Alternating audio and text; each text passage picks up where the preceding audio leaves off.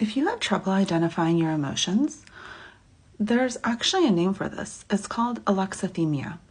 So this is a condition in which individuals essentially have emotion blindness. And this actually is 10% of the population.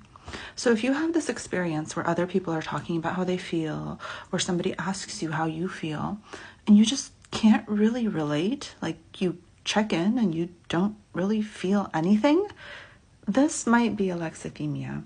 This is more common in men than in women.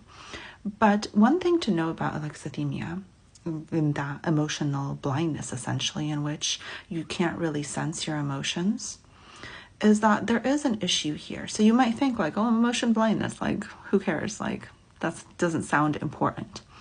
The issue is that research shows that emotional granularity, which basically means being able to identify our emotions in the most specific way possible, is linked to wellness and well-being.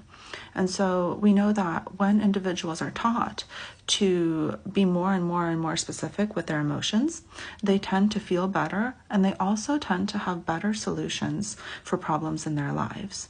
So essentially this looks something like, if I ask you how you're feeling and you say bad, that's not very specific, right? But if I ask you how you feel and you say sad, that's a little bit more specific, right? Sad is more specific than bad because there's many different ways of feeling bad. But if I ask you how you're feeling and you say, you know what, I'm feeling melancholic, then that's different. Or maybe you say, I'm feeling nostalgic. That's very specific. And nostalgia is a very specific version of feeling sad. And if you're nostalgic, then that's a very different solution for feeling nostalgic than it is for feeling sad. Maybe you're nostalgic for your home country, and maybe eating some of your cultural food might make you feel a bit better. See, different solution and much more specific solution to this specific emotional, I wouldn't say problem, but condition. And so, with alexithymia, there are things that can be done in which individuals can get trained in order to have kind of more emotional awareness.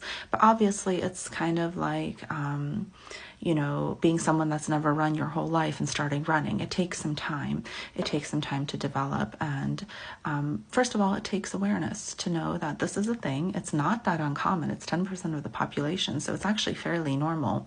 But it is something that might be worth working on in order to increase well-being and problem solving.